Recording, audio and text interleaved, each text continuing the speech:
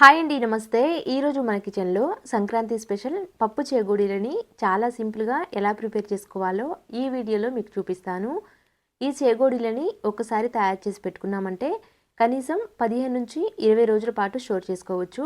ఇవి చాలా క్రిస్పీగా ఉంటాయండి. పిల్లల నుంచి పెద్దవాళ్ళు కూడా ఇష్టంగా తింటారు. ఇవి తయారు చేయడానికి ఎక్కువ టైం కూడా పట్టదు, అలాగే ప్రాసెస్ కూడా చాలా ఈజీ. మీకు వీడియోలో చూస్తుంటేనే అర్థమవుతుంది కదండి ఎంత క్రిస్పీగా ఉన్నాయో. ఈ చెగోడీలు తయారు చేయడం కోసం ముందుగా ఒక బౌల్లోకి 1 కప్పు వరకు పచ్చిశనగపప్పును తీసుకొని నీట్గా క్లీన్ చేసి 1 గంట నుంచి 2 గంటల పాటు నానబెట్టాలి. అప్పుడే శనగపప్పు చక్కగా నానుతుంది. ఇక్కడ నేను 2 గంటల పాటు నానబెట్టి మళ్ళీ చూస్తున్నాను చూడండి. వీడియోలో చూపిస్తున్న విధంగా ఇలా నానాలి. పప్పు ఇలా నానితేనే చెగోడీలు చాలా బాగుంటాయండి. పప్పు నానిన తర్వాత మళ్ళొకసారి నీట్గా క్లీన్ చేసుకొని నీళ్ళన్నీ వంపేసి ఒక పొడి క్లాత్ మీద వేయాలి. ఇప్పుడు ఎక్కడ కూడా తడి లేకుండా పొడి క్లాత్తో ఇలా చక్కగా తూడ్చేయాలి. ఇలా తూడ్చిన తర్వాత ఈ పప్పుని మళ్ళీ ఒక బౌల్లోకి వేసుకొని పక్కన పెట్టేసుకోవాలి. ఈ పచ్చిశనగపప్పు పైన తడి లేకుండా చూసుకోవాలండి. పూర్తిగా పొడిగా ఉండేటట్టు చూసుకోవాలి. అప్పుడే నూనె పీల్చకుండా ఉంటాయి చేకోడీలు. తడి ఏమైనా ఉంది అంటే ఎక్కువ నూనె లాగేస్తాయి. కాబట్టి వీడియోలో చూపిస్తున్న విధంగా తడి లేకుండా తూడ్చి ఇలా గిన్నెలో వేసి ఇప్పుడు ఈ గిన్నెని పక్కన పెట్టేసేయాలి. నెక్స్ట్ ఇప్పుడు ఈ చేగోడీలు తయారు చేయడం కోసం పిండిని ఒక గిన్నెలోకి కొలిచి తీసుకోవాలి. ఇక్కడ నేను 2 కప్పుల వరకు బియ్య పిండిని తీసుకుంటున్నాను. పొడి బియ్య పిండిని తీసుకున్నానండి. ఆ తర్వాత అదే కప్పుతో 1/2 కప్పు వరకు మైదాని తీసుకున్నాను. అంతా కూడా ఒకసారి ఇలా కలిపి పక్కన పెట్టేసేయాలి. కావాలంటే పూర్తిగా పొడి బియ్య పిండితోనైనా తయారు చేసుకోవచ్చండి. నెక్స్ట్ ఇప్పుడు స్టవ్ మీద ఒక అడుగు మందంగా ఉండే గిన్నెని పెట్టి మనం ఏ కప్పుతో అయితే పిండిని కొలిచామో సేమ్ అదే కప్పుతో 2.5 కప్పుల వరకు నీళ్ళని తీసుకోవాలి. నీళ్ళు ఇలా మరిగేటప్పుడు రుచికి తగినంత ఉప్పుని, అలాగే రుచికి తగినంత కారంని వేసాను. కొంచెం నూనెను కూడా వేసేయాలి. ఇలా వేసిన తర్వాత అంతా కూడా ఒకసారి కలిపేయాలి. ఇదే టైంలో కావాలి అంటే ఫుడ్ కలర్ అయినా వేసుకోవచ్చండి. ఇక్కడ నేను ఫుడ్ కలర్ లాంటివి ఏమీ వేయలేదు. నీళ్ళు ఇలా మరిగేటప్పుడు లో ఫ్లేమ్లో పెట్టి ఆ తర్వాత మనం ముందుగా పక్కకు పెట్టిన పిండిని కూడా వేసి అంతా కూడా ఇలా కలిపేసేయాలి. స్టవ్ ఆఫ్ చేయకూడదు. లో ఫ్లేమ్లో పెట్టి పిండి అంతా కలిపే వరకు లో ఫ్లేమ్లో పెట్టి మాత్రమే పిండిని కలుపుకోవాలండి. పిండి అంతా కూడా ఇక్కడ వీడియోలో చూపిస్తున్న విధంగా చక్కగా కలిపి ఇప్పుడు స్టవ్ ఆఫ్ చేసేయాలి. స్టవ్ ఆఫ్ చేసిన తర్వాత మూత పెట్టి కాస్త వేడి తగ్గే వరకు పక్కన పెట్టేసేయాలండి.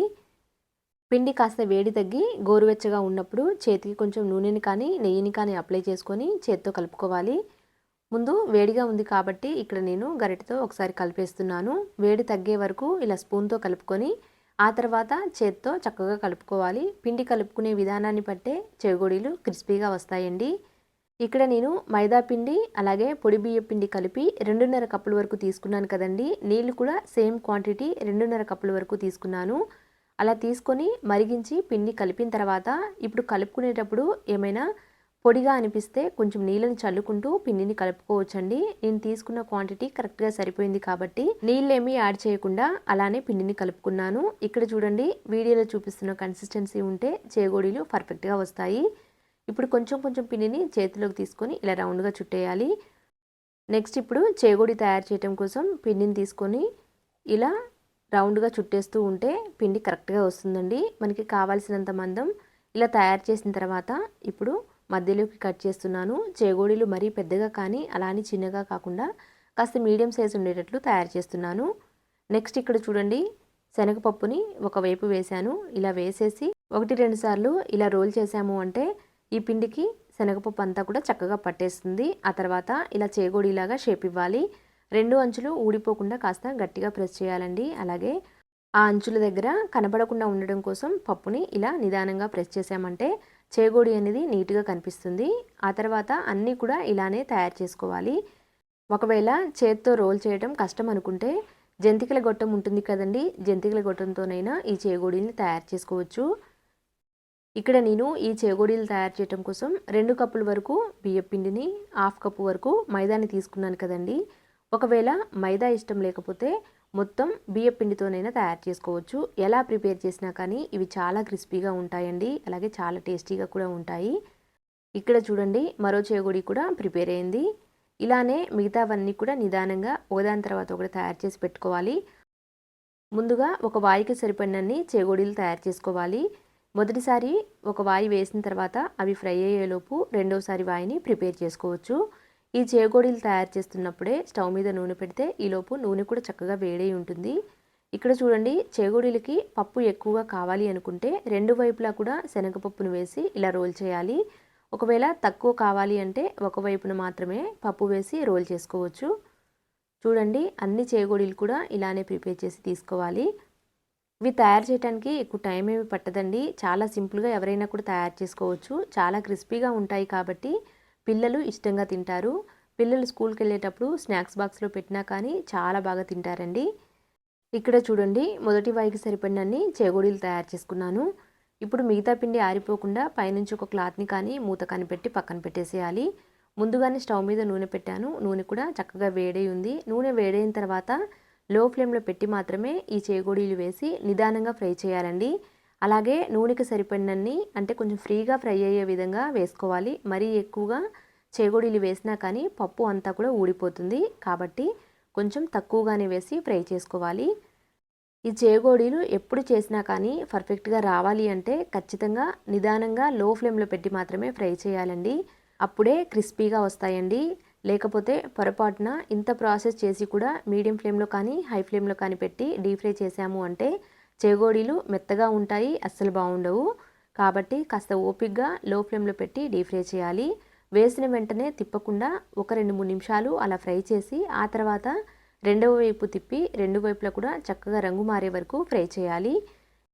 ఈ చేగోడీలు ఫ్రై చేసినా కానీ ఎక్కువ కలర్ మారవండి. ఈ ఫ్రై అయ్యాయో లేదో తెలుసుకోవాలి అంటే నూనెలోని నురగంతా కూడా తగ్గిపోతుంది. అప్పుడు చక్కగా ఫ్రై అయినట్టు. ఇవి మరీగా ఓవర్గా కలర్ మారే వరకు ఫ్రై చేయకూడదు. నూనెలో ఉన్న నురగంతా కూడా ఇక్కడ వీడియోలో చూపిస్తున్న విధంగా తగ్గిపోయింది కదండి. ఇప్పుడు వీటిని పక్కకు తీసి టిష్యూ ఉన్న ప్లేట్లోకి వేయాలి. ఎక్సెస్ ఆయిల్ ఉంటే టిష్యూకి అంటుకుంటుంది కాబట్టి డైరెక్ట్గా గిన్నెలో వేయకుండా టిష్యూ ఉన్న ప్లేట్లో కానీ లేకపోతే చిల్లుల గిన్నెలో కానీ వేసేయాలి.